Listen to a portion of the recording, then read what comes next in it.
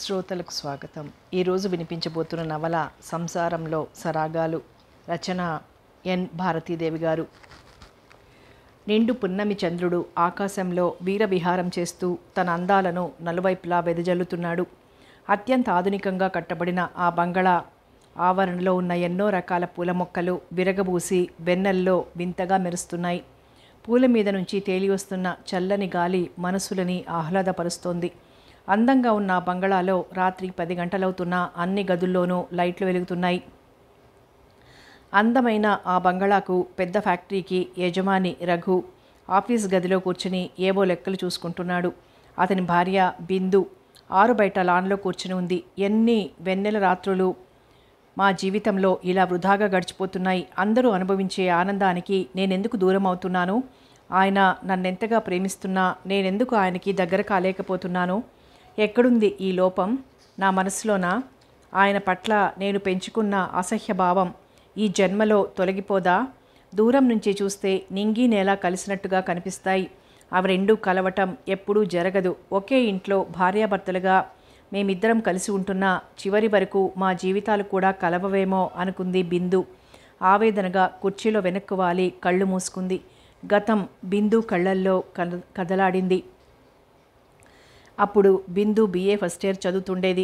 మంజు, బిందు, మాధవి ముగ్గురు క్లాస్మేట్స్. ముగ్గురు ఒకే ప్రాణంలా ఉండేవారు. బిందు అన్నయ్య వేణు, అతని క్లాస్మేట్ రఘు ఇద్దరు ప్రాణ స్నేహితులు. రఘు మాటకు కాలేజీలో ఎదురులేదు. ఎప్పుడూ అతని చుట్టూ 10 మంది స్నేహితులు ఉండేవాళ్ళు. సమ్మెలంటే ముందు ఉండడం, అమ్మాయిలను అల్లరి చేయటం అతని హాబీలు. ఎప్పుడూ ఇస్త్రీ మడత నలగని బట్టల్లో చెదరని చిరునవ్వుతో కనిపిస్తాడు. ఆకర్షణీయంగా మాట్లాడటం అతనిలోని ప్రత్యేకత. ఎంతోమంది అమ్మాయిలకు అతను కలల పురుషుడు. పైకి అతన్ని ద్వేషించిన చాలామంది అమ్మాయిలు అతని స్నేహం కోసం ఆరాటపడేవాళ్ళు. అతను వాళ్లతో ఒక్కసారి మాట్లాడితేనే చాలన్నట్లుగా అతను కనిపించగానే సిగ్గుతో మెలికలు తిరిగిపోవటం, పైటలు సర్దుకోవటం చేసేవాళ్ళు. 6 అడుగుల ఎత్తుకు తగిన లావుతో రోజుకో రకమైన ఖరీదైన డ్రెస్సులో ఎప్పుడూ అందంగా తయారై ఆకర్షణీయంగా కనిపించేవాడు. బిందు రఘుని దూరం నుంచి చూడటమే గాని ఎప్పుడూ అతనితో మాట్లాడలేదు. ఒకరోజు మంజు కాలేజీకి రాలేదు. జ్వరంగా ఉందని తెలిసి కాలేజీ అయిపోగానే మంజుని చూడటానికి వెళ్ళారు. బిందు, మాధవి కబుర్లు చెప్పుకుంటూ టైం ఎంతైంది గమనించనే లేదు. టైం చూసుకున్న మాధవి, బిందు టైం 7 కావస్తోంది, వెళ్దాంలే అంటూ లేచింది. మంజు ఆ రాత్రికి వాళ్ళింట్లో ఉండమని గొడవ చేసినా అమ్మ కంగారు పడుతుందని బిందు కూడా మాధవితో పాటే బయలుదేరింది. మాధవి వాళ్ళ ఇల్లు అక్కడికి దగ్గరే కావటంతో మాధవి వెళ్ళిపోయి బిందు ఒంటరిగా వెళ్లాల్సి వచ్చింది. సిటీ బస్ కోసం ఎదురు చూస్తూ నిల్చుంది బిందు. తన పక్కగా వచ్చి ఆగిన ఎరుపు రంగు ఫియట్ కార్ను చూడగానే పక్కలో బాంబు పేలినట్లుగా ఉలికి పడింది బిందు. రఘు కారులో నుంచి దిగి బిందుకి దగ్గరగా వచ్చాడు. బస్ కోసం వెయిట్ చేస్తున్నారా? బిందుకి బాగా దగ్గరగా వచ్చి అడిగాడు రఘు. అవును, ముక్తసరిగా సమాధానం చెప్పింది బిందు. మీరు ఎదురు చూసేది 8వ నెంబర్ బస్ కోసమేగా? అవును అంది. తను ఆ బస్సు కోసమే ఎదురు చూస్తున్నట్లుగా ఇతనికి ఎలా తెలుసు అనుకుంది. అన్నయ్య ఫ్రెండ్ కదా, మా ఇంటి అడ్రస్ తెలిసే ఉంటుందని సరిపుచ్చుకుంది. 8వ నెంబర్ బస్సు ఈ రాత్రికి రాదు. సిగరెట్ వెలిగించి రింగులుగా గాల్లోకి పొగ వదులుతూ అన్నాడు రఘు. మీరు చెప్పేది నిజమేనా? ఆ సంగతి మీకెలా తెలుసు? భయంగా రఘు ముఖంలోకి చూస్తూ అడిగింది బిందు. నేను పైనుంచే వస్తున్నాను. బస్సు అక్కడ చెడిపోయింది. డ్రైవర్ చూస్తున్నాడు. అది బాగై బయలుదేరటానికి కనీసం గంట టైం పడుతుంది. అప్పటి వరకు చలిలో ఎందుకు నిలబట్టం? నా కారులో డ్రాప్ చేస్తాను, రండి. అక్కర్లేదు. ఒకవేళ ఆ బస్సు బాగవ్వకపోతే ఏం చేస్తారు? 7 దాటితే ఇటువైపు రిక్షాలు కూడా రావు. ఈ ప్రాంతం సంగతి మీకు తెలియదనుకుంటాను. ఒంటరిగా ఇక్కడ నిల్చోవటం మంచిది కాదు. నెల రోజుల క్రితం ఇక్కడ జరిగిన అత్యాచారం గురించి పేపర్లలో చదవలేదా? బిందు కళ్ళల్లో కళ్ళుంచి చూస్తున్నట్లుగా బిందుని చూస్తూ అన్నాడు రఘు. అతని మాటలకి భయంతో వణికిపోయింది. తన భయాన్ని అతనికి కనిపించనీయకుండా జాగ్రత్త పడుతూ చుట్టూ చూసింది బిందు. తను తప్ప ఆ స్టాపింగ్లో ఎవ్వరూ లేరు. రఘు కారు తప్ప ఆ దరిదాపుల్లో మరే వాహనం కనిపించటం లేదు. ఆ సమయంలో ఏం చెయ్యాలో అర్థం కాలేదు బిందుకి. ఆ చీకటి రాత్రిలో అమ్మాయిలను తన విలాస వస్తువులుగా వాడుకుంటూ ప్రతి పువ్వు తన కోసమే పూచిందని, అందుబాటులో ఉన్న ప్రతి పువ్వును వాసన చూసి వదిలేయాలన్న భావం కల రఘు సమక్షంలో తనుంది. ఆ విషయం బిందు తలుచుకోగానే అంత చలిలోనూ చెమటతో బిందు ఒళ్ళు తడిసిపోయింది. ఆ పైన ఆలోచించటానికే భయం వేసి బొమ్మలా నిల్చుంది. నేను నీ కళ్ళకి మనిషిలా కనిపించడం లేదా? ఎందుకు నన్ను చూసి అలా భయంతో వణికిపోతున్నావు? నేనంత భయంకరంగా కనిపిస్తున్నానా? తెచ్చిపెట్టుకున్న కోపంతో అన్నాడు రఘు. అతనంత సూటిగా అడుగుతుంటే మరింత భయంగా చూసింది బిందు. నువ్వెంతసేపు ఎదురు చూసినా ఆ బస్సు రాదు. ఏకవచనంతో సంబోధించి మాట్లాడతాడేమిటి? మర్యాద లేకుండా. అయినా ఇలాంటి రౌడీకి మర్యాద కూడా తెలుసా అనుకుంది బిందు. నన్ను విసిగించకుండా త్వరగా కారెక్కు, మీ ఇంటి దగ్గర డ్రాప్ చేస్తాను. అక్కర్లేదు, మీరు వెళ్ళండి. నేను చెప్పేది మీకు అర్థం కావటం లేదా? బాగానే అర్థమవుతోంది. మీకంటే పెద్ద రౌడీలు ఈ ప్రాంతాల్లో ఉండర్లేండి. మీ కారెక్కటానికి భయపడాలి కానీ ఇక్కడ నిలబడటానికి నాకేం భయం లేదు. స్నేహితుడి చెల్లెలవన్న అభిమానంతో ఇంతవరకు మాట్లాడాను. అనవసరంగా మాటలతో నన్ను రెచ్చగొట్టకు. నా సహాయాన్ని కాదని కోరి ఆపదను కొని తెచ్చుకోవద్దు. త్వరగా కారెక్కు. ఆపదలో అమ్మాయిలను మాత్రమే ఆదుకునే అపర శ్రీకృష్ణులు మీరు. మీకు మీ సహాయానికి మెనీ మెనీ థ్యాంక్స్. అనవసరంగా నాతో మాటలు పెంచుకోకుండా మీ దారిన మీరు వెళ్తే అదే మీరు చేసే పెద్ద సహాయం నాకు. వెళ్ళిరండి కటువుగా అంది బిందు. అయిపోయిందా నీ ఉపన్యాసం? అందమైన నోటి నుంచి ఇంత కర్కశమైన సంభాషణ వినాలంటే అసహ్యంగా ఉంది నాకు. సరే వెళ్తున్నాను. నేను వెళ్ళిన తర్వాత ఏ రౌడీ విధవైనా వస్తే ఏం చేస్తావు? అప్పుడే టైం 8:30 దాటిపోతోంది. ఇప్పటికే చలికి ఎవరిళ్లల్లో వాళ్ళు తలుపులు మూసుకుని ఉంటారు. నీ ఇష్టం. ప్లీజ్ ముందెక్కడి నుంచి వెళ్ళండి. మీతో పాటు నన్ను ఇక్కడ ఎవరైనా చూశారంటే నన్ను గురించి కూడా తేలిగ్గా అనుకుంటారు. అసహ్యంగా రఘుని చూస్తూ అంది బిందు. బిందు, నన్ను ఎలాగూ నువ్వు రౌడీగానే ఊహించుకుంటున్నావు. నేనిప్పుడు నిన్ను ఏం చేసినా నువ్వు నన్నేం చేయగలవు? చెప్పుతో చెంప పగలగొడతాను కోపంగా అంది బిందు. నీకంత ధైర్యం కూడా ఉందా? పెద్దగా నవ్వుతూ అన్నాడు రఘు. ఎందుకలా నవ్వుతావు? కామెర్ల రోగికి లోకమంతా పచ్చగా ఉన్నట్టే కనిపిస్తుందట. నీ డబ్బుకు ఆశపడి నీ చుట్టూ తిరిగే అమ్మాయిల్లాంటి వారే అందరూ అనుకోవద్దు. అవసరమైతే ఆడది అపరశక్తిలా మారుతుంది. ఆ విషయం గుర్తుంచుకోండి కోపంగా అంది బిందు. అలాగా, నేను ఊహించుకున్నంత అమాయకురాలివి కాదు క్రాఫ్ట్ సర్దుకుంటూ అన్నాడు రఘు. అంతేకాదు, మీరు ఊహించుకుంటున్నంత అబలను కూడా కాదు. మేకపోతు గాంభీర్యాన్ని ప్రదర్శిస్తూ బింకంగా అంది బిందు.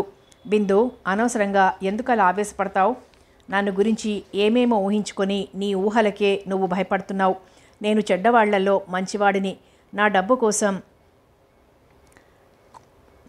కోరి వాసన చూడమని వచ్చే పువ్వులు మాత్రమే వాసన చూసి వదిలేస్తాను కానీ ముళ్ల మధ్య ఆకుల రక్షణలో అందంగా విరబూసిన గులాబీ జోలికి పోను. నా మాట విను. ఇదే మరే అమ్మాయి అయినా ఇలా మాట్లాడితే ఈ పాటికి నా కాళ్ళ మీద పడేలా చేసేవాడిని. నువ్వు నా ప్రాణ స్నేహితుడి చెల్లెలివి. ఇప్పటికైనా నా మాటలు అర్థం చేసుకుని కారెక్కు. మీ మాట నేనెందుకు వినాలి? నా మాట కోసం కాకపోయినా నీ అవసరం కోసమైనా కారెక్కు. మర్యాదగా నేను చెప్పినట్టు వినకపోతే బలవంతంగా నిన్ను కారెక్కించాల్సి వస్తుంది. BA చదువుతున్నారెందుకు? చదువుకుంటున్నా అందుకు తగిన సంస్కారం కూడా నేర్చుకోవాలి. పరాయి ఆడపిల్లని ఇలా వేధించటమే మీ సంస్కారమా? ఇప్పటికీ చాలా టైం వేస్ట్ అయింది. అవతల నాకు చాలా పనులున్నాయి. సంస్కారాన్ని గురించి తర్వాత తీరిగ్గా మాట్లాడుకుందాం. మర్యాదగా చెప్తే నువ్వు వినేలా లేవు అంటూ బిందు చేతుల్లోని పుస్తకాలు లాగి కారు ముందు సీట్లో గిరాటేసి బిందు చెయ్యి పట్టుకుని లాగి కారులో కూర్చోబెట్టి డోర్ మూశాడు. స్టీరింగ్ ముందు కూర్చొని కారు స్టార్ట్ చేశాడు రఘు. ఊహించని ఆ సంఘటనకి కొయ్యబారిపోయింది బిందు. కోపం, బాధ అన్నీ ఒక్కసారిగా పెళ్ళుబికాయి. కానీ ఆ సమయంలో అతన్ని ఏం చెయ్యలేని నిస్సహాయ స్థితిలో ఉక్రోషంతో బిందు కళ్ళ వెంట నీళ్లు తిరిగాయి. డోరు పక్కకు జరిగి కూర్చుంది. నున్నని తార్ రోడ్డు మీద మెత్తగా సాగిపోతోంది ఫియట్. అతని కారులో నేను కూర్చోవటం కాలేజీ వాళ్ళు ఎవరైనా చూస్తే నా పేరు గోడల మీదకెక్కుతుంది. ఇంటి వరకు వస్తాడో ఏమో.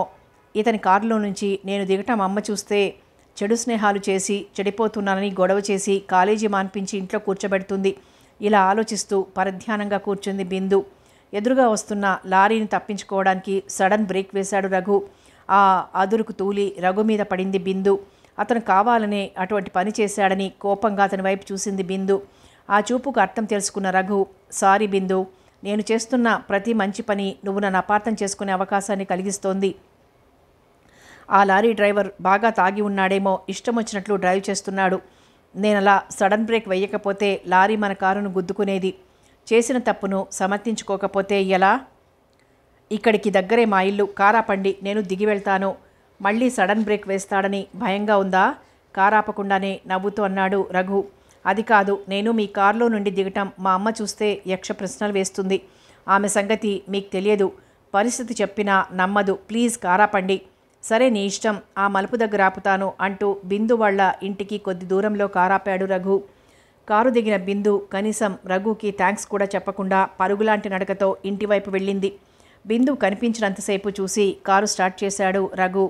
ఒకరోజు కాలేజీ అయిపోయిన తర్వాత బిందు, మాధవి, మంజు ముగ్గురు కబుర్లు చెప్పుకుంటూ నడుస్తున్నారు. రఘు ఎరుపు రంగు ఫియట్ కారు వాళ్ళ పక్కగా వచ్చి ఆగింది.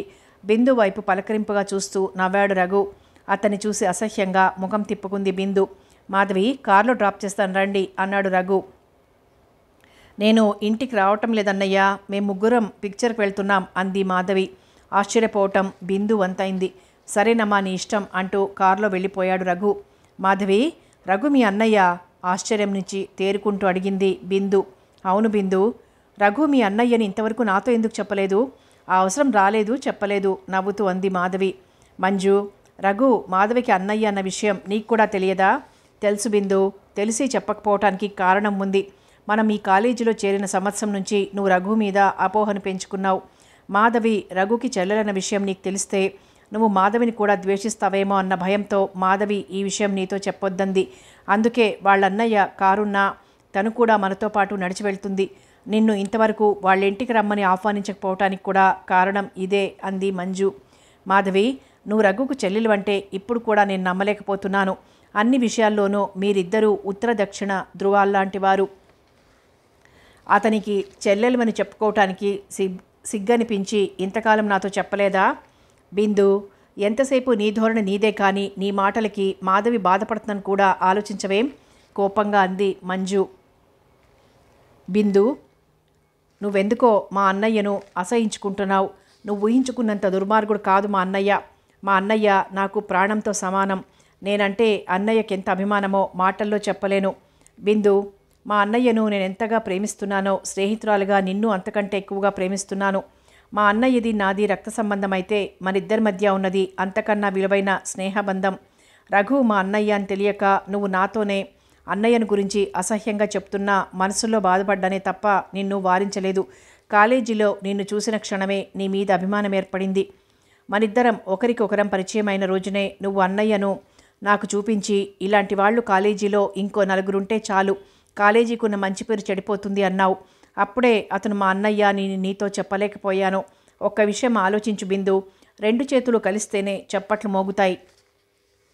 మా అన్నయ్య అమ్మాయి శీలాలతో ఆడుకుంటున్నాడని నువ్వనుకుంటున్నావు, కానీ నిజానికి అమ్మాయిలే మా అన్నయ్య వెంట పడుతున్నారు.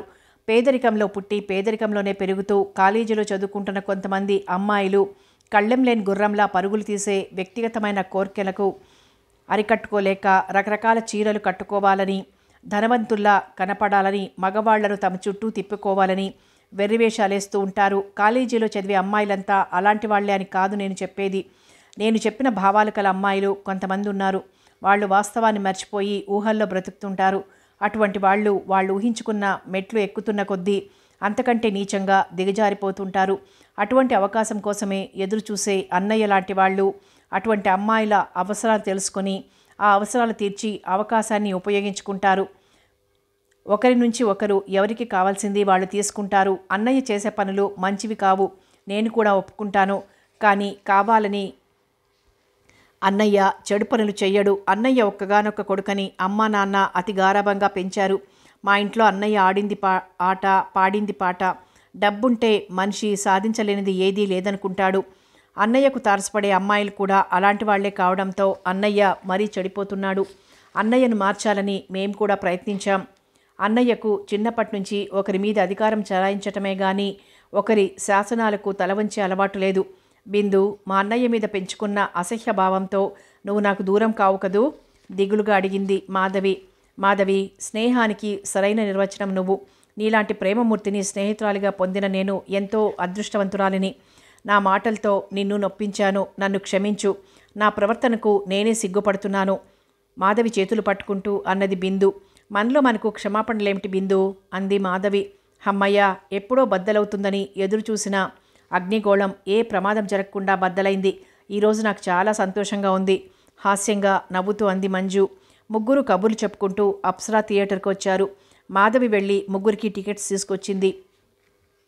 అప్పటికే పిక్చర్ బిగిన్ కావటం వలన హాల్ అంతా చీకటిగా ఉంది. ముగ్గురు సీట్లు వెతుక్కుని కూర్చున్నారు. ఇంటర్వెల్లో లైట్లు వెలిగాయి. పక్కకు తిరిగి చూసిన బిందు అసహ్యంగా ముఖం తిప్పుకుంది. బిందు పక్క సీట్లో రఘు కూర్చుని ఉన్నాడు. అతని పక్కన బిందు వాళ్ళ క్లాస్మేట్ లైలా కూర్చునుంది. లైలా ఇంచుమించు రఘు ఒళ్ళో కూర్చున్నట్లుగా కూర్చుంది. రఘు చేతులు లైలా భుజం మీద ఉన్నాయి. మంజు, నువ్వు ఈ సీట్లో కూర్చో, నేను నీ సీట్లో కూర్చుంటానంటూ లేచింది బిందు. మంజు బిందు సీట్లో కూర్చుంది. బిందు మంజు సీట్లో కూర్చుంది. మాధవి చూసి కూడా చూడనట్లుగా మౌనంగా కూర్చుంది. మంజు భుజం మీదుగా అప్పుడప్పుడు బిందు రఘు వైపు చూసేది. ఆ సమయంలో అతను కూడా బిందు వైపు చూడటంతో 4 కళ్ళు కలుసుకునేవి. చి, సిగ్గు ఎగ్గు లేకుండా కొత్తగా పెళ్ళైన దంపతుల్లా ఏమిటా వెకిలి చేష్టలు, నలుగురు చూస్తారన్న సిగ్గు కూడా లేదేం వీళ్లకు అని మనసులో విసుక్కుంది బిందు. ఆ తర్వాత పిక్చర్ చూడలేకపోయింది. ఎలాగో పిక్చర్ చూడటం పూర్తి అయింది. ముగ్గురు హాల్లో నుంచి బయటకు వచ్చారు. మాధవి, నువ్వు మీ అన్నయ్య కారులో వెళ్తావా అడిగింది బిందు. రిక్షాలో వెళ్తాను అంది మాధవి. ముగ్గురు రిక్షాల్లో ఎవరిళ్ళకి వాళ్ళు వెళ్ళారు. ఆ రోజు ఆదివారం. బిందు మంజు కలిసి బిందు వాళ్ళ మామిడి తోటలోకి వచ్చారు. సామాన్యంగా మాధవి కాలేజీ లేని రోజుల్లో బయటికి రాదు. ప్రతి ఆదివారం మంజు బిందు మాత్రమే పగలంతా మామిడి తోటలో గడుపుతారు. అది 10 ఎకరాల మామిడి తోట. ఆ మామిడి చెట్ల మధ్య సపోటా, నారింజ, జామ మొదలైన చెట్లు కూడా ఉన్నాయి. అన్ని పాదులకు నీళ్లు వెళ్ళటానికి సన్నని కాలువలున్నాయి.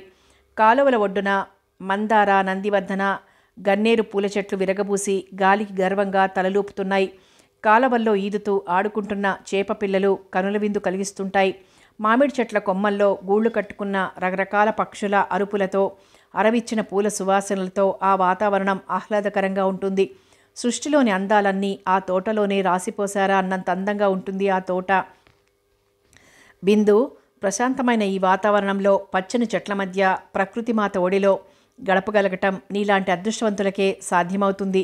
పరిసరాలు చూస్తూ అంది మంజు. ఈ తోట నాకు ప్రాణంతో సమానం మంజు. ఈ తోటను పెంచేది పళ్ళు అమ్మి లాభం సంపాదించాలని కాదు. మా నాన్నగారికి చాలా కాలం వరకు పిల్లలు లేరట. ఆ దిగులుతోనే మా అమ్మ ఎప్పుడూ కుమిలిపోతుండేదట. అమ్మకు మొక్కలంటే ఎంతో ఇష్టం. అమ్మ సంతోషం కోసం నాన్నగారు 10 ఎకరాల పొలం కొని ఎక్కడెక్కడి నుండో రకరకాల చెట్లు తెప్పించి నాటించారు. ఈ తోట వేయించిన కొద్ది రోజులకే అన్నయ్య నేను పుట్టామట. అందుకని మా అమ్మకు నాన్నకు కూడా ఈ తోటంటే అంతులేని అభిమానం. ఈ తోటలో కాసిన కాయలన్నీ నాన్నగారు బంధువులకు, స్నేహితులకు పంచిపెడతారు. ఒక్క కాయ కూడా అమ్మరు. వారానికి 2-3 రోజులు అమ్మ నాన్న ఈ తోటలో ఉన్న బంగళాలోనే ఉంటారు. ఈ తోటలో పనిచేసే వాళ్ళంతా మా అమ్మకో నాన్నకో దూరపు బంధువులే. వీళ్ళు తోట పనులు చూస్తూ మా వ్యవసాయ పనులు కూడా చూస్తారు. సంవత్సరానికి ఒకసారి వాళ్లకు కావలసిన ధాన్యం, డబ్బు నాన్నగారిస్తుంటారు. ఈ తోటలో పూచే పూలు, కాయగూరలు, పళ్ళు అన్నీ సమృద్ధిగా ఉపయోగించుకుంటారు. ఒళ్ళు దాచుకోకుండా కష్టించి పనిచేస్తారు. వాళ్ళ శ్రమ మూలంగానే ఈ తోట ఇంత అందంగా తయారైంది. అటువైపు కూడా వెళ్ళి చూద్దాంరా అంటూ అటువైపు నడిచింది బిందు. మంజు బిందుని అనుసరించింది. తోటకు మధ్యలో అందమైన చిన్న బంగళా ఉంది. ఆ బంగళాకు కొద్ది దూరంలో నలుపక్కల సిమెంట్ స్తంభాలు పాతి ఉన్నాయి. ఒక్కో స్తంభానికి ఒక్కో రకం పూలతీగ అల్లుకొని అన్ని తీగలు ఒకదానికొకటి పెనవేసుకుపోయి పొదరిల్లులా ఉంది. ఆ స్తంభాల మధ్య కుర్చీలు వేసుంటాయి. అక్కడ కూర్చుంటే బయట వాళ్లకు కనిపించదు. బిందు, పొదరిల్లులా పెనవేసుకుపోయిన ఆ లతలను చూస్తుంటే ఏ మహర్షో తపస్సు చేసుకునే ఆశ్రమంలా కనిపిస్తోంది కదూ. అవును మంజు, లోపల భలే అందంగా ఉంటుంది.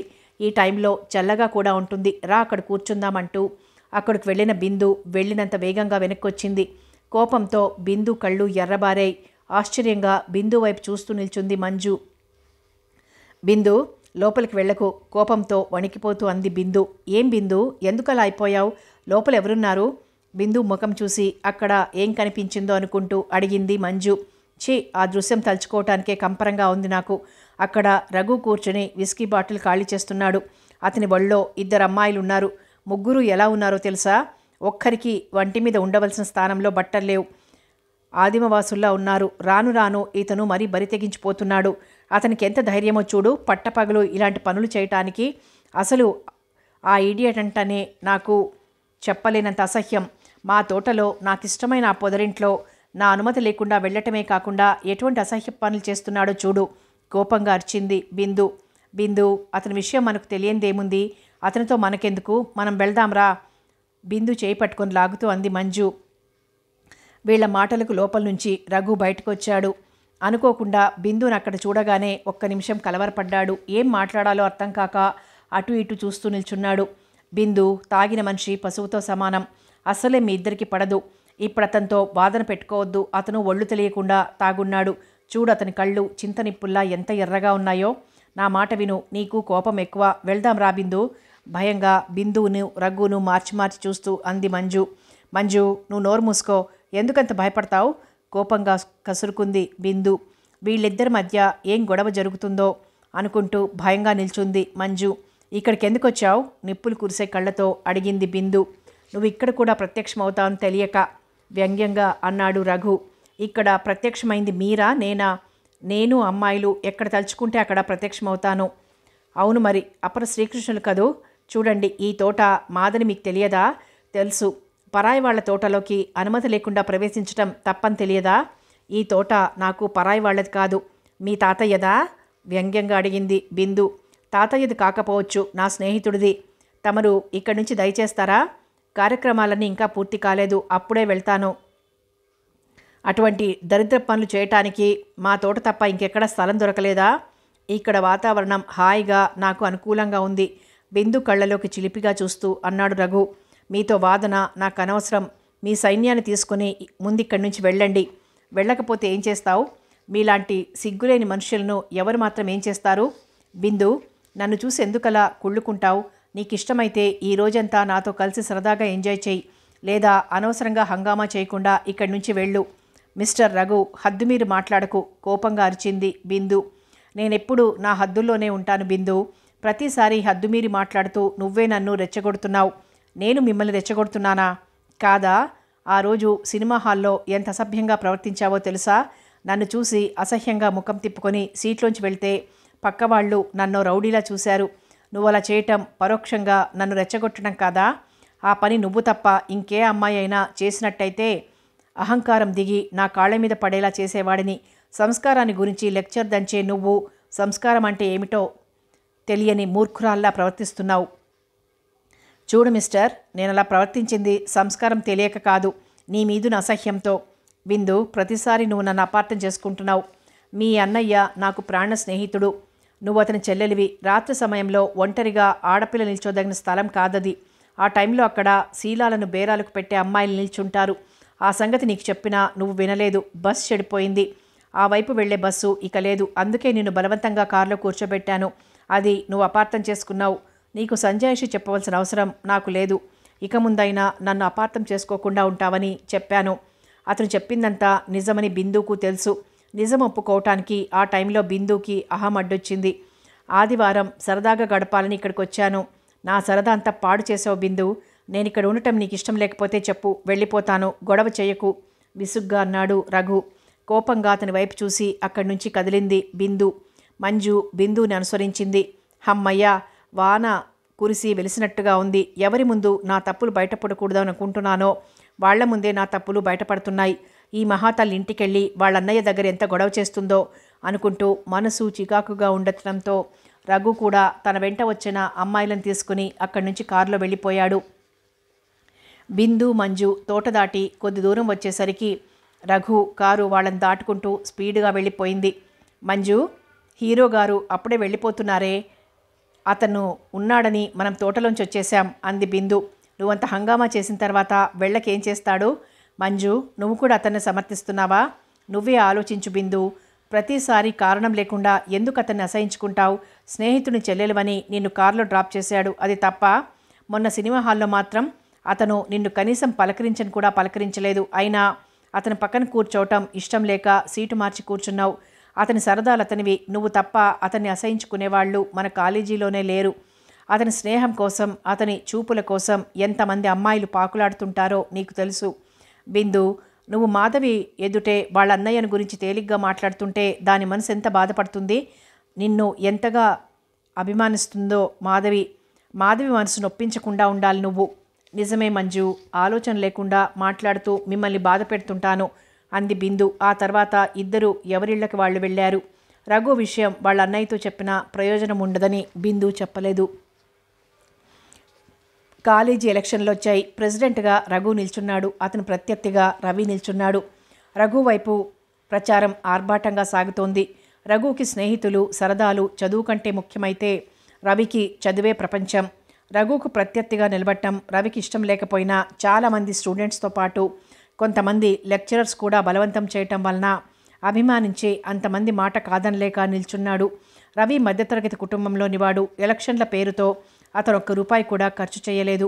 రఘు మాత్రం జీపులకు, స్నేహితులకు, హోటల్ ఖర్చులకు దాదాపు 10,000 ఖర్చు పెట్టాడు. అమ్మాయిలు చాలామంది రఘు వైపే ప్రచారం చేస్తున్నారు. రఘు బిందు వాళ్ళ అన్నయ్య స్నేహితుడు కావటం వలన అతనికి వ్యతిరేకంగా తను ప్రచారం చేస్తే వాళ్ళన్నయ్య ఏమంటాడోనన్న భయంతో ఆ పని చేయలేకపోయింది బిందు. మాధవి మా అన్నయ్య కోటై బిందు అని మాట మాత్రంగా కూడా బిందును అడగలేదు. అది చాలా బాధనిపించింది బిందుకు. ఓటింగ్ మొదలైంది. రఘు కోటయ్యటానికి బిందుకి మనసు అంగీకరించలేదు. రవికి ఓటు వేసింది. అందరూ ఊహించినట్టుగానే అత్యధిక మెజారిటీతో రఘు గెలిచాడు. ఆ రోజంతా డబ్బు మంచినీళ్లలా ఖర్చు పెడుతూ ప్రపంచంలోని సరదాలన్నీ తమ కోసమే అన్నట్టుగా విందులతో, వినోదాలతో, ఊరేగింపులతో గడిపారు రఘు, అతని ఫ్రెండ్సు. రెండో రోజు బిందు మంజు వాళ్ళింటికి వెళ్ళి తిరిగొస్తోంది. ఎలక్షన్ రోజున రఘును ఏదో అన్నాడని రవి స్నేహితుడు ఆ దారిన ఒంటరిగా వస్తుంటే అతన్ని రఘు స్నేహితులు నలుగురు చుట్టుముట్టి ఒంటరి వాడిని చేసి నలుగురు ఇష్టం వచ్చినట్లు కొట్టారు. స్పృహ లేని స్థితిలో అతన్ని రోడ్డు మీద వదిలేసి వెళ్లారు. కొట్లాట జరుగుతున్నప్పుడు చుట్టుపక్కల వాళ్ళు చూస్తున్నా కాలేజీ పిల్లల గొడవల్లో తలదూర్చడం మంచిది కాదని ఎవరికి వారు సినిమా చూస్తున్నట్లుగా చూస్తూ నిల్చున్నారు. బిందు జరిగిన దృశ్యం కళ్ళారా చూడటంతో ఆ షాక్ నుంచి తేరుకోవటానికి 10 నిమిషాలు పట్టింది. ఒంటి నిండా దెబ్బలతో, రక్తంతో తడిసి మాంసపు ముద్దలా పడి ఉన్నాడతను. అంతలో అటువైపు నుంచి రవి రావటం చూసి బిందు రవికి జరిగిన విషయమంతా చెప్పింది. రవి టాక్సీలో అతని స్నేహితుడిని వెంటనే హాస్పిటల్కి తీసుకువెళ్ళాడు. వికలమైన మనస్సుతో బిందు ఇంటికి వచ్చింది. భోజనం కూడా చెయ్యాలనిపించక వాళ్ళమ్మ బలవంతం మీద 1 గ్లాస్ పాలు తాగి మేడ మీద తన గదిలోకి వెళ్ళి పడుకుంది. ఎంత ప్రయత్నించినా నిద్ర పట్టలేదు. జరిగిన సంఘటన బిందు కళ్ళల్లో కదలాడుతూనే ఉంది. రఘు మీద ఉన్న అసహ్యభావం జరిగిన సంఘటనతో అంతకు రెట్టింపైంది. డబ్బుందన్న గర్వంతో విర్రవీగిపోతున్న అతనికి ఎలాగైనా బుద్ధి చెప్పాలనుకుంది. ఆ ఉదయం కాలేజీలో కూడా ఎవరితోనూ మాట్లాడకుండా అన్యమనస్కంగానే గడిపింది. కాలేజీ వదిలారు. మాధవి, మంజు, బిందు ముగ్గురు కలిసి నడుస్తున్నారు. బిందు ముఖం చూసి ఏం మాట్లాడలేక మౌనంగా ఉంది మంజు. బిందు, ఉదయం నుంచి ఎందుకలా ఉన్నావు? ఒంట్లో బాగాలేదా? ఆప్యాయంగా బిందు చేయి పట్టుకొని అడిగింది మాధవి. నిన్నటి నుంచి మనసంతా చికాకుగా ఉంది మాధవి. మీ అన్నయ్యతో మాట్లాడాలి. ఈ టైంలో అతను ఎక్కడుంటాడు? బిందు, నాతో హాస్యాలాడుతున్నావా? నువ్వు మా అన్నయ్యతో మాట్లాడతావా? ఆశ్చర్యంగా నమ్మలేనట్టుగా అడిగింది మాధవి. అవును మాధవి, మీ అన్నయ్య కాలేజీ ప్రెసిడెంట్ అయ్యాడుగా. కలుసుకుని కంగ్రాచ్యులేషన్స్ చెప్దామని నిన్నటి నుంచి చూస్తున్నాను. ఎప్పుడూ అతని చుట్టూ 10 మంది స్నేహితులు ఉంటున్నారు. వీలవ్వలేదు. మా అన్నయ్య గెలిచినందుకు నువ్వు సంతోషిస్తున్నావంటే నమ్మలేకపోతున్నాను. నీలో ఒక్కసారిగా ఇంత మార్పు ఎలా వచ్చిందో నాకు అర్థం కావటం లేదు. నువ్వు మా అన్నయ్యను అసహించుకోకుండా ఉంటే అంతే చాలు నాకు. బిందు, ఈ టైంలో అన్నయ్య ఇంట్లో ఉండడు. కాలేజీ వదలగానే స్నేహితులు, సరదాలు అన్నీ చూసుకొని అన్నయ్య ఇంటికి వచ్చేసరికి టైం రాత్రి 9 గంటలు దాటుతుంది. ఎలా? ఉదయం నేను నిద్ర లేవకముందే బయటకు వెళ్ళిపోతాడు. అన్నయ్యను కలుసుకోవాలంటే అర్ధరాత్రప్పుడే నవ్వుతూ అంది మాధవి. రేపు ఆదివారం కదా, కాలేజీ కూడా ఉండదు. మీ అన్నయ్యను మా తోట దగ్గరకు రమ్మని చెప్పు. బిందు, నువ్వు మా అన్నయ్యను ప్రేమిస్తున్నావా? హాస్యంగా నవ్వుతూ అడిగింది మాధవి. నీ అనుమానం నిజమే కావచ్చు మాధవి. ప్రేమలో పడ్డవాళ్లంతా ముందు పరిచయం పేచీలతో మొదలయ్యే తర్వాత ప్రేమలో పడుతుంటారు. నిన్నటి వరకు మీ అన్నయ్య పేరు చెప్తేనే మండిపడేది. ఈరోజు మీ అన్నయ్యను తోట దగ్గరకు రమ్మని చెబుతోంది బిందు. అంటే బిందు కూడా ప్రేమలో చిక్కుకున్నట్లే హాస్యంగా నవ్వుతూ అంది మంజు. మాధవి, నేను రమ్మన్నాను చెప్తే మీ అన్నయ్య తోట దగ్గరకు వస్తాడా? నువ్వు రమ్మన్నావని చెప్తే సంతోషం పట్టలేక మా అన్నయ్య ఎగిరి గంతేస్తాడు. నువ్వంటే మా అన్నయ్యకు ఎంతో ఇష్టం.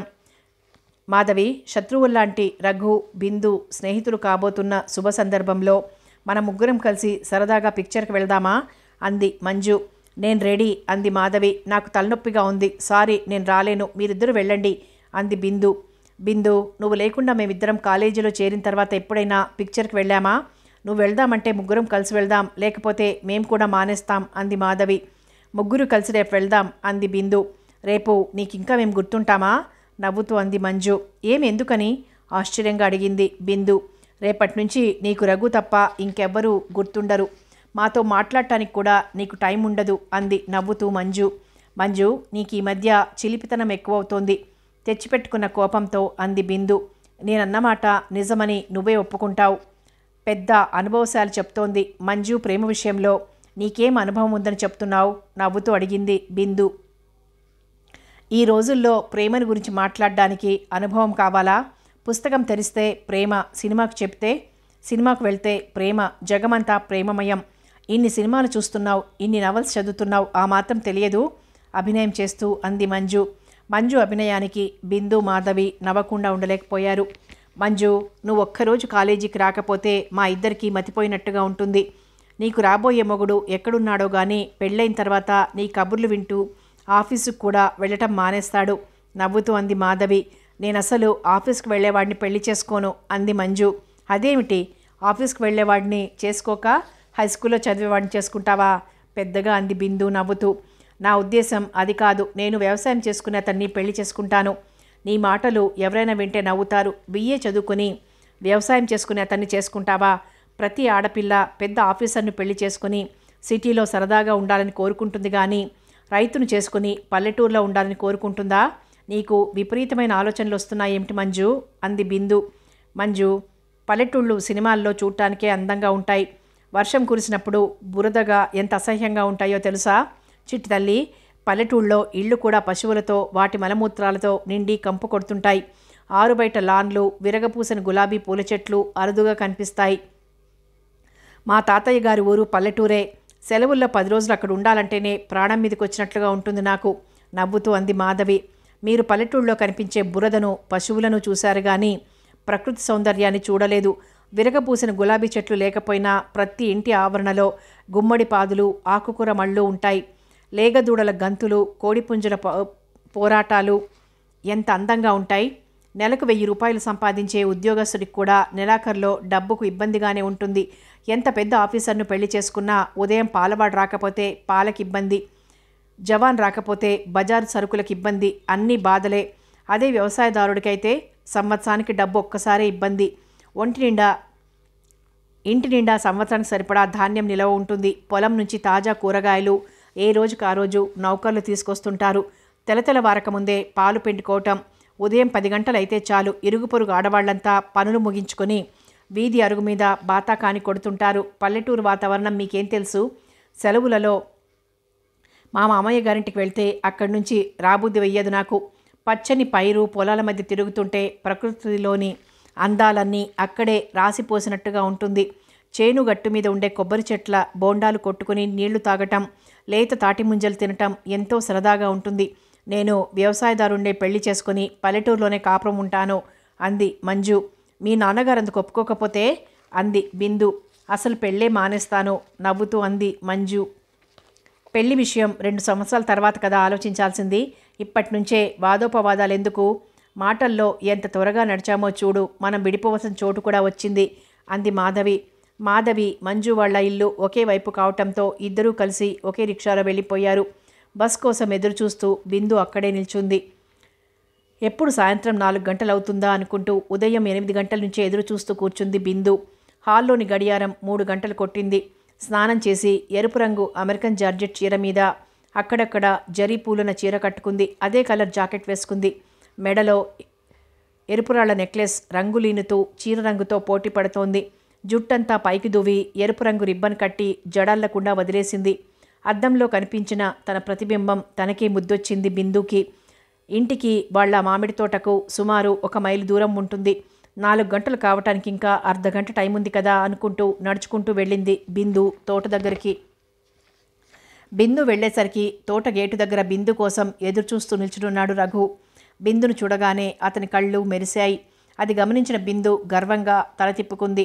ఇద్దరూ తోట మధ్యన ఉన్న బంగాళా దగ్గరికొచ్చారు. మీతో మాట్లాడాలి, కూర్చోండి అంది రఘు వైపు కుర్చీ జరుపుతూ బిందు. ఇద్దరూ ఎదురెదురుగా ఉన్న కుర్చీల్లో కూర్చున్నారు. మాట్లాడాలని పిలిచి మౌనంగా కూర్చున్నావేం బిందు? ఎవరినైనా ఏకవచనంతో సంబోధించి పిలవటం మీకు అలవాటా? అతను బిందు అని పిలిచినందుకు కోపంగా అడిగింది బిందు. అమ్మాయిలను బహువచనంతో పిలవటం నాకు అలవాట్లేదు కొంటెగా అన్నాడు రఘు. మీకొక్క మంచి అలవాటు కూడా లేదు. ఈ మాట చెప్పడానికైనా ఇక్కడికి పిలిపించావు? కాదు, నువ్వు మాట్లాడదలుచుకున్న విషయమేదో సూటిగా మాట్లాడు. ఇటువంటి ఉపోద్ఘాతాలతో నా టైం వేస్ట్ చేయొద్దు. అసలు విషయం అతనితో ఎలా మాట్లాడాలా అని ఆలోచిస్తూ మౌనంగా కూర్చుంది బిందు. బిందు, నువ్వు ఇలా బొమ్మలా కూర్చుంటే నీ ఎదురుగా కూర్చోటానికి చిరాగ్గా ఉంది నాకు. నన్ను ఇక్కడకు ఎందుకు రమ్మని పిలిచావో త్వరగా చెప్పు విసుగ్గా అన్నాడు రఘు. మీరు కాలేజీకి ఎందుకు వస్తున్నారు? ఇది చచ్చు ప్రశ్న. నేను కాలేజీకి ఎందుకు వస్తున్నానో కాలేజీలో చదివే నీకు తెలియదా? అందరూ కాలేజీకి ఎందుకు వస్తారో తెలుసు, కానీ నువ్వెందుకు వస్తున్నావో తెలియదు. చదువుకోవటానికి కోపంగా అన్నాడు రఘు. కాదు, నీ సరదాలు తీర్చుకోవటానికి నువ్వు కాలేజీకి వస్తున్నావు.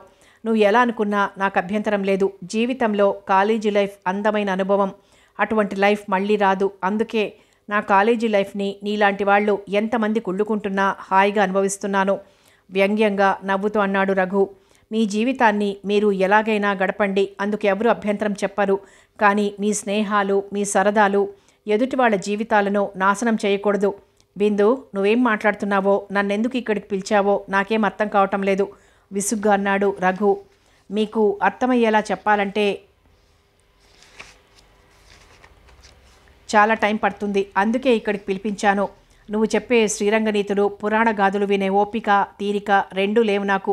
నా కోసం ఫ్రెండ్స్ అంతా ఎదురు చూస్తుంటారు. నేను వెళ్ళాలి అసహనంగా కుర్చీలో నుంచి కదులుతూ అన్నాడు రఘు. మీరు చేస్తున్న పనులు నా నోటితో చెప్పడానికి కూడా నాకు అసహ్యంగా ఉంది అన్నది బిందు. బిందు, మాటలతో అనవసరంగా నన్ను రెచ్చగొట్టొద్దని నీకు చాలాసార్లు చెప్పాను.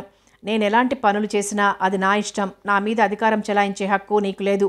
మరోసారి నన్ను ఇలా రెచ్చగొట్టావంటే నా ప్రతాపాన్ని నువ్వు కూడా రుచి చూడవలసి వస్తుంది. సాధ్యమైనంత వరకు కోపాన్ని తగ్గించుకొని సౌమ్యంగా అన్నాడు రఘు. నీ మీద అధికారం చెలాయించే హక్కు నాకు లేకపోవచ్చు. సాటి మనిషికి నీ మూలంగా అన్యాయం జరుగుతుంటే అన్యాయాన్ని ఎదిరించే హక్కు నాకుంది. నీ సరదాలకు, హాబీలకు ఎంతమంది ఎన్ని రకాలుగా బలైపోతున్నారో తెలుసా?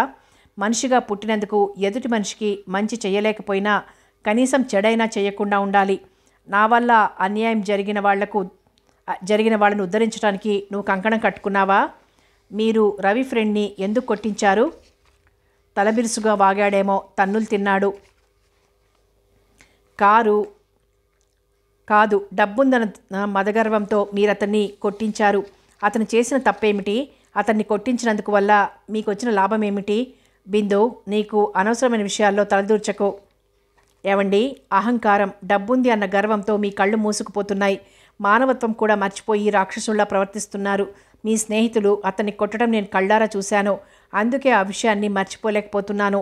మనందరం కాలేజీలో చదువుకోవటానికి, ఆ చదువుతో బ్రతుకు తెరువు సంపాదించుకోవాలన్న ఆశతో కాలేజీకి వస్తాం. నువ్వు నీ స్నేహితులతో కొట్టించినతను నిరుపేదవాడు. తన బిడ్డ ప్రయోజకుడు కావాలని అతని తల్లి పాచి పనులు, కూలి పనులు చేస్తూ రెక్కలు ముక్కలు చేసుకుని తన బిడ్డను చదివిస్తుంది. ఒక్కసారి మీరు హాస్పిటల్కి వెళ్ళి చూడండి. అతని తల్లి ఎంత హృదయ విదారకంగా ఏడుస్తోందో. ఆ అబ్బాయి కనీసం 4 రోజులైనా హాస్పిటల్లో ఉండాలని చెప్పారట డాక్టర్ గారు. ఈ 4 రోజులు అతను కాలేజీకి రాలేడు. అతని చదువు పాడవుతుంది. రెక్కాడితే గానీ డొక్కాడని పరిస్థితుల్లో ఉన్న వాళ్ళమ్మ ఈ 4 రోజులు పని మానేసి కొడుకు దగ్గరుండాలి. పని మానేస్తే పస్తులుండాలి. కొడుక్కి మందులెలా కొంటుంది? అతనికి బలమైన తిండి ఏం పెట్టగలుగుతుంది? కొడుకు సంవత్సరం వయసప్పుడు ఆమె భర్త చనిపోతే మళ్ళీ పెళ్లి కూడా చేసుకోకుండా తన సుఖాలన్నీ వదులుకొని బిడ్డ మీదే ఆశలన్నీ పెట్టుకొని బ్రతుకుతుందట ఆమె. అతన్ని చూడాలని హాస్పిటల్కి వెళ్తే ఒళ్లంతా కట్లతో స్పృహ లేకుండా పడి ఉన్న కొడుకును చూస్తూ ఆమె కుమిలి కుమిలి ఏడుస్తుంది. నువ్వు వెళ్ళి ఒక్కసారి ఆ మాతృమూర్తిని చూడు. ఆవేశంలో నువ్వు చేసిన పనికి ఫలితం ఆ నిర్భాగ్యుడు ఎంత దారుణంగా అనుభవిస్తున్నాడో ఒక్కసారి చూడు. అప్పటికైనా నీ రాతి గుండె కరుగుతుందేమో. దురదృష్టవశాత్తు అతను చనిపోతే ఆ కొడుకు మీదే ఆశలన్నీ పెట్టుకొని బ్రతుకుతున్న ఆమె బ్రతకగలదా? 2 నిండు ప్రాణాలను పొట్టన పెట్టుకున్న అందువల్ల మీరు పొందే ప్రయోజనం ఏమిటి? మీకు డబ్బుండవచ్చు. ఆ డబ్బుతో ఎంతోమంది కిరాయి స్నేహితుల్ని కొనుక్కోవచ్చు. కానీ మీకున్న డబ్బంతా ఖర్చు పెట్టినా ఒక చనిపోయిన మనిషిని బ్రతికించగలరా? బెల్లం చుట్టూ మూగే ఈగల్లా మీరు ఖర్చు పెట్టే డబ్బు కోసం మీ చుట్టూ తోకాడించుకుంటూ మీ పెంపుడు కుక్కలా తిరిగే మీ స్నేహితులు మీరు వాళ్ల కోసం డబ్బు ఖర్చు పెట్టడం మానేసిన నాడు మీకే శత్రువులవుతారు. ఏవండి, అతను మిమ్మల్ని గురించి ఏమన్నాడో, ఏ సందర్భంలో అటువంటి మాట అన్నాడో కూడా మీకు తెలియదు. మీ కిరాయి స్నేహితుడెవరో చెప్పగా మీరు విన్నారు, అంతేనా? ఎవరో చెప్పిన మాటను విని అది నిజమో అబద్ధమో కూడా తెలుసుకోకుండా అతన్ని కొట్టమని మీరు మీ కిరాయి స్నేహితులకి ఆర్డర్ వేశారు. వాళ్ళు దాన్ని అమలు జరిపారు. మీరు కూర్చుని తిన్నా తరగనంతటి ఆస్తి ఉంది కాబట్టి మీరు బ్రతుకు తెరువుని గురించి చదవలసిన అవసరం లేదు, కానీ వారాలు చెప్పుకుని తింటూ పుస్తకాలకు, ఫీజులకు స్నేహితుల మీద ఆధారపడి చదువుకునే వాళ్ళు మన కాలేజీలో చాలామంది ఉన్నారు. సమ్మె అంటే మీరు ముందుంటారు. ప్రతి చిన్న విషయానికి మీరు లెక్చరర్స్తో కూడా గొడవ పెట్టుకుంటారు. అందువల్ల నష్టపోయేది ఎవరు? విద్యార్థులు కాదా? మీరు చేసే పనుల్లో ఒక్క పనైనా మనిషి చేసే పనులు చేస్తున్నారా? అమ్మాయిలు మీ వెంట పడుతున్నారు నిజమే. వాళ్ళ అవసరాలు వాళ్ళ చేత అలాంటి పనులు చేయిస్తున్నాయి. అటువంటి వాళ్లను మందలించి మంచి మార్గంలో పెట్టవలసింది పోయి వాళ్ళ శీలాలకు వెలకట్టి వాళ్ళ అవసరాన్ని మీరు అవకాశంగా తీసుకొని తుమ్మెదలా అందుబాటులో ఉన్న ప్రతి పువ్వును వాసన చూసి వదిలేస్తున్నారు. అమ్మాయిలు నడిపించడం మీ హాబీ. మీ చెల్లెలు మాధవిని ఎవరైనా అల్లరి చేస్తే మీరెంత బాధపడతారు? మిగతా అమ్మాయిలు మీ మాధవి లాంటి వాళ్ళు కాదా? మీరే చెప్పండి. ఇలా చెప్పుకుంటూ పోతే మీరు చేసే చెడు పనులు ఎన్నో ఉన్నాయి. మీ వల్ల నష్టపోయిన వాళ్ళంతా మనసులో మీ పట్ల ద్వేషాన్ని పెంచుకుంటారు. ఇప్పుడు మీరంటే ఉన్న భయంతో మిమ్మల్ని ఎదిరించలేకపోయినా ప్రతీకారం తీర్చుకోవటానికి వాళ్ళు అవకాశం కోసం ఎదురు చూస్తూనే ఉంటారు. ఆవేశంలో విచక్షణ జ్ఞానాన్ని కోల్పోయి అందని కోర్కెల కోసం అరులు చేస్తూ తమకు తామే మలినపరుచుకున్న బ్రతుకులతో చేసిన తప్పు జీవితంలో మచ్చలా మిగిలిపోగా ఆ మచ్చను మర్చిపోలేక జీవితమంతా ఎంత నరకం అనుభవిస్తుంటారో, ఆ బాధలో మిమ్మల్ని ఎన్ని శాపనార్థాలు పెడతారో మీకు తెలియదు. ఒక్క విషయం ప్రశాంతంగా ఆలోచించండి. ఇప్పుడు మీతో తిరిగే లైలాను మీరు అవసరానికి వాడుకొని వదిలేయటం తప్ప మీరు పెళ్లి చేసుకోరు. కాలేజీ చదువైన తర్వాత ఆ లైలా ఎవరినో ఒకరిని పెళ్లి చేసుకుంటుంది. అప్పుడు మన కాలేజీలో చదివిన ఏ ప్రబుద్ధుడో ఈ లైలా మా కాలేజీలో చదువుకునేటప్పుడు రఘుతో సినిమాలకు, హోటల్ రూములకు తిరిగిందని ఆ లైలా మొగుడితో చెప్పాడనుకోండి. అప్పుడు ఆ లైలా బ్రతికేమవుతుంది? చేసిన తప్పును కప్పిపుచ్చుకోలేక, అనుమానిస్తున్న భర్తతో కాపురం చెయ్యలేక, అనుక్షణం జీవితం నరకమైపోగా ఆ దుర్భర నరకాన్ని భరించలేక ఆత్మహత్య చేసుకుంటుంది. ఆ పాపం మీకే చుట్టుకుంటుంది. కోపంతో, ఆవేశంతో ఆ పైన మాట్లాడలేకపోయింది బిందు. బిందు చెప్పే ఒక్కొక్క మాట ఒక్కొక్క సమ్మెటపోట్లా తగిలింది రఘు మనసుకు. కాలేజీలో తనంతటా వాడు లేడని, హీరోగా ఉండాలనుకుంటున్నాడని ఇంత దూరం ఆలోచించలేకపోయాడు. డబ్బు కోసం తన దగ్గరకు వచ్చే అమ్మాయిల దగ్గర తనకు కావాల్సింది తీసుకుని వాళ్లకు కావాల్సిన డబ్బులు ఇస్తున్నాడు అనుకున్నాడు, కానీ కన్నెపిల్లల జీవితాల మీద కాటు వేస్తున్నాను అనుకోలేదు. బిందు మాటలు అతని హృదయాన్ని కదిల్చివేశాయి. పశ్చాత్తాపంతో అతని మనసు రగిలిపోయింది. అతని కళ్లల్లో 2 కన్నీటి బొట్లు నిలిచాయి. బిందు, ఆలస్యంగానైనా నా తప్పును నేను తెలుసుకునేలా చేశావు. అందుకు నీకు మనస్ఫూర్తిగా థ్యాంక్స్ చెప్తున్నాను. ఇప్పటి వరకు నేను చేసిన తప్పులు జీవితంలో ఇంకెప్పుడూ చెయ్యను. నేను చేసిన తప్పులు నా కళ్ళ ముందు కనిపిస్తుంటే ఆవేదనతో నా గుండెలు దహించుకుపోతున్నాయి. ఇక ఇప్పుడు నువ్వేం చెప్పినా వినలేను. బయట నా కారుంది, నీకిష్టమైతే నా కారులో రా, నేను డ్రాప్ చేస్తాను, లేకపోతే నేను వెళ్ళిపోతానంటూ లేచాడు రఘు. నేను తర్వాత వస్తాను, మీరు వెళ్ళండి అంది బిందు. రఘు కారులో వెళ్ళిపోయాడు. అతను వెళ్ళిపోయిన తర్వాత అతనిలో మార్పు తీసుకురాగలిగినందుకు సంతోషిస్తూ తేలికపడ్డ మనసుతో ఇంటికొచ్చింది బిందు. 2వ భాగంలో మళ్ళీ కలుసుకుందాం.